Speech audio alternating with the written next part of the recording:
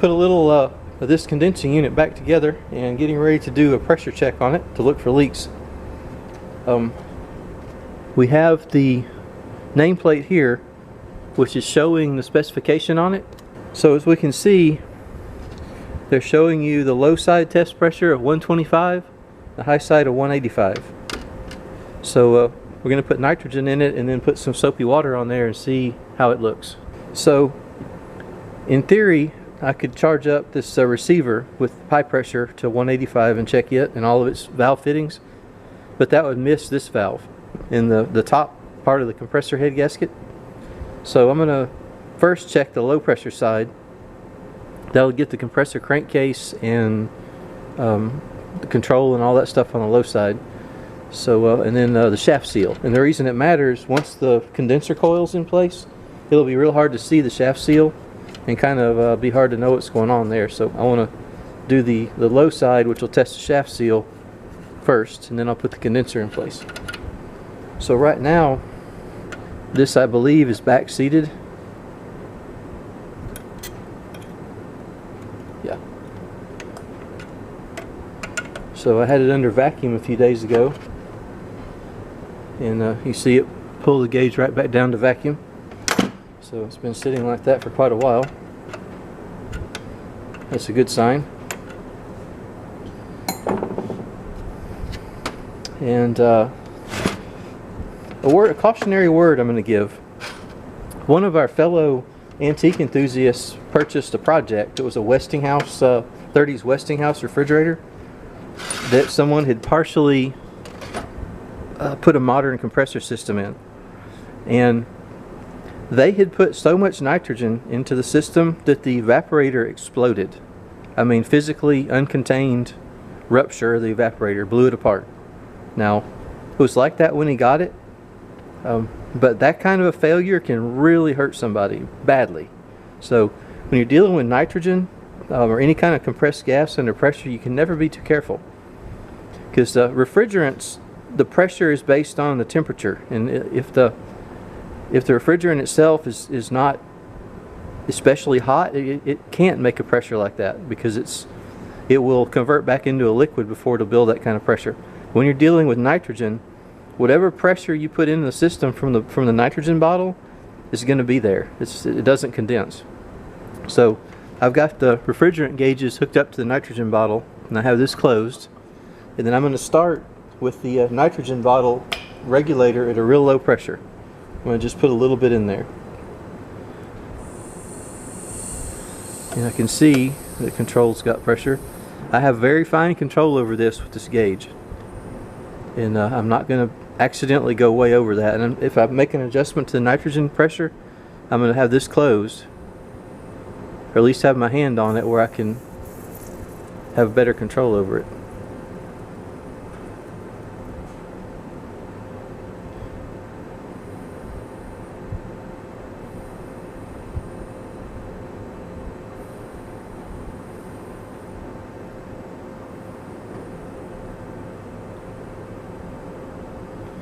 So the pressure for the low side was 125, and that my gauge stops at 120, so we're going to go to 120. Control just kicked in, I think. So that's going to be it right there. Now I'll go around it with the soap water and try to find any leaks. Alright, actually I think I hear a leak.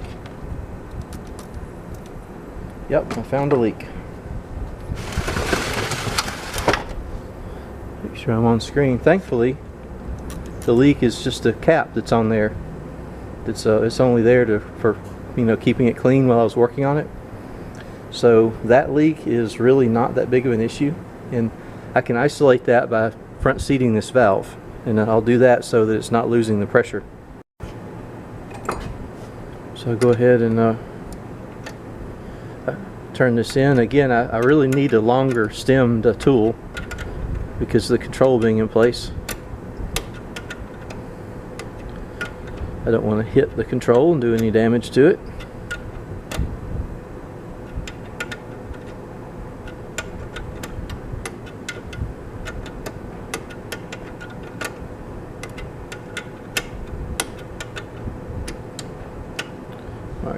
feels like it's front seated. Now we'll do this again. Still, I think, a little bit coming out, seeping out.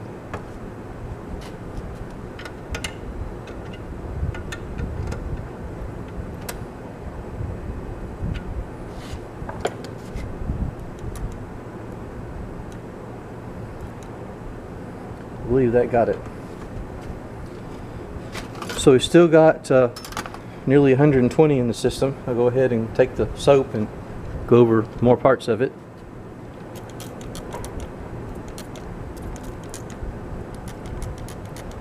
I want to get all the gaskets, and seams on the unit. And actually what I'm using in here is Dawn dish soap. So I got nothing to worry about. And when I'm done, I'll rinse it with water so it won't just dry on there and get sticky. But it's nothing that's going to hurt it or mess up my new paint or do anything to it.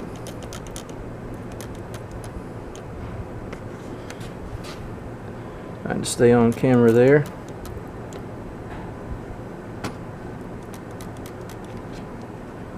Looking for any places that blow a bubble. Sometimes you don't see bubbles per se, you just see like a little ball of foam. It almost sometimes looks like a mushroom growing, the foam.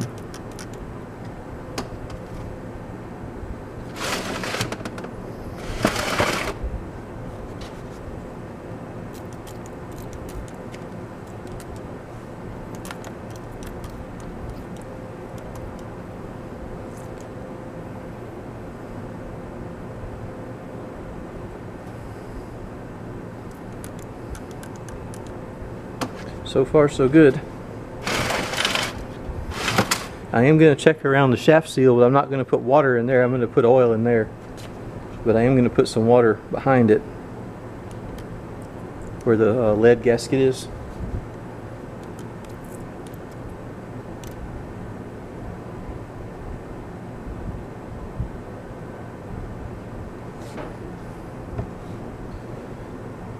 So far so good. I'm demonstrating the technique. Once I get done with the video, I am going to get my face right up in it and look closer. But generally, if it's leaking, it's pretty profound.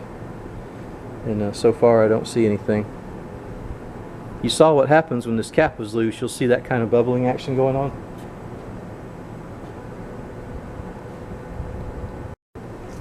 Okay, I got just a can of 3-in-1 oil. It just needs to be something that's not harmful to the system. Doesn't have to be anything specific. And I just want a film of it to go around the shaft down into that seal where I can look and see that there's no bubbles coming up. Which there's not. I'm just making a mess. Don't want it to fall off of there. So that to me looks like a good low side test. Now I'm going to move on and put the condenser coil on and check the high side. We'll see what that looks like. Alright, got the high side hooked up to the what will be the liquid line coming out, but I'm going to put the air or nitrogen in through that. That'll get the receiver, the condenser coil, and then the service valve in the upper head gasket. So I'm going to crank up a little nitrogen.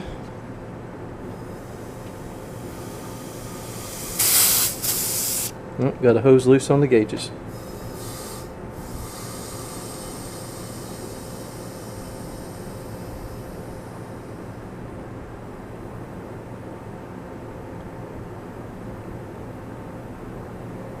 I'm going to stop at 120. I should have used the high side gauge because this one only goes to 120, but if I don't see any leaks, I'll switch it around and change it.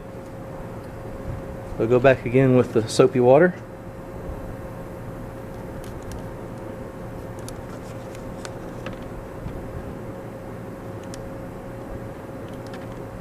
I'll just have to mix up some more.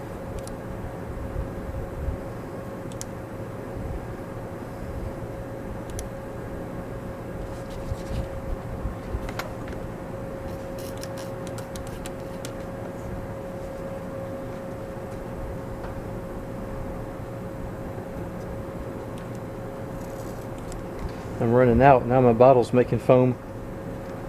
It makes it hard to know. Prime it up here.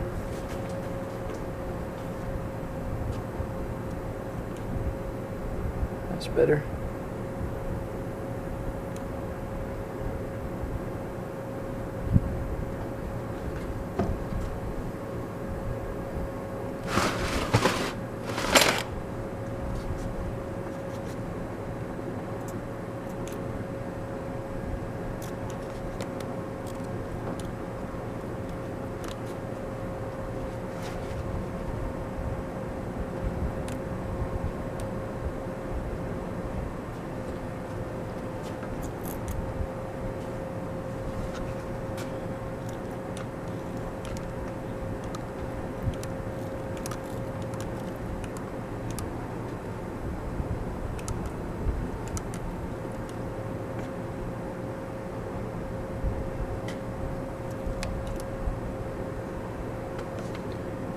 That's looking good. I am going to step the pressure up to the 185, and we'll see if that makes any leaks show up. I bet it won't, but we'll see. All right, got about 185 in there.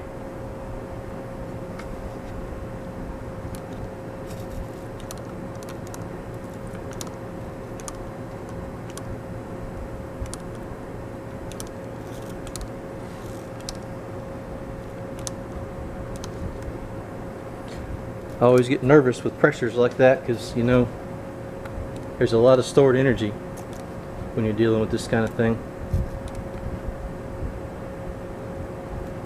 If it goes boom, the boom will be big. I'll leave it at that. I'd rather it go boom now than once it's all assembled in the cabinet. You know what I mean?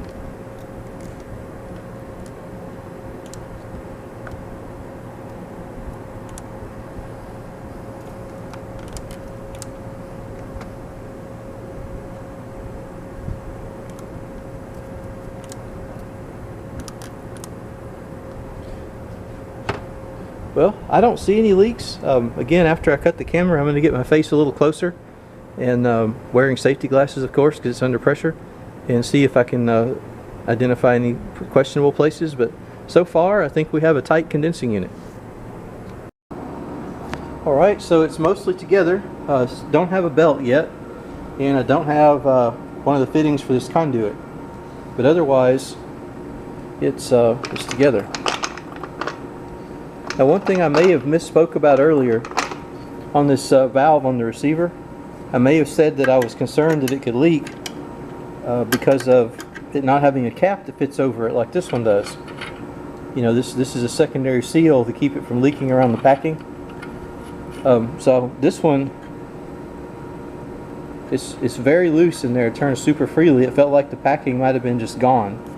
So I tore that valve down to check it out and see what I could do with it, because I don't have any more of the receiver valve that have the cap, and it was quite interesting. So I'm going to show what I found in there. So this is the style of valve that's on most of those old Frigidaires. It has this cap over it that provides a secondary seal, because this end of that pointed part is in the refrigerant, and this top up here, this part is open. So if this packing ring, the black part you see now, the shiny black part, is some kind of graphite packing. If that isn't clamped down just right, there's going to be seepage around it, and they know that that's going to happen. So you have this cap that fits over it to seal it once it's closed. And when this is assembled properly, that stem is stiff to turn. So as I said a minute ago, I thought the valve was bad on this Frigidaire I'm working on. And as I was explaining, I thought it was bad at first because the stem was so loose. Well, I took it apart to see if it needed packing, and I found out this is actually a very sophisticated valve. It doesn't have packing. They call it a packless valve. And it has this brass bellows part, and when you turn the stem, it expands that bellows, and That's what pushes the pintle down into the valve seat. So you have the pintle there. This one has a smaller pintle, but nonetheless it has one.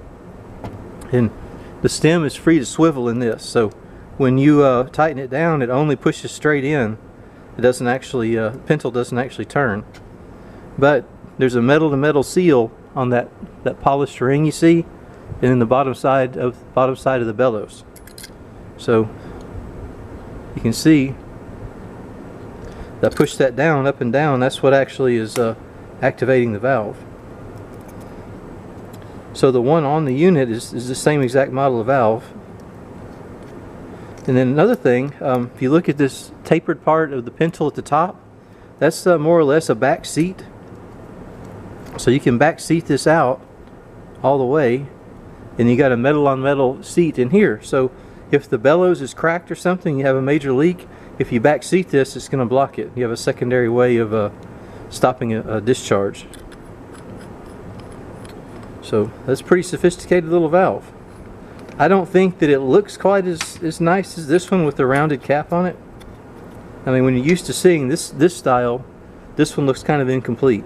But it's more sophisticated, and really, with that all metal on metal design in there, there's not much way that could leak unless it failed catastrophically. So I don't have any more of these that are serviceable. This one's got a crack in it. So I put one of these back in it, and that's what it came with, so that's what it's going to stay with.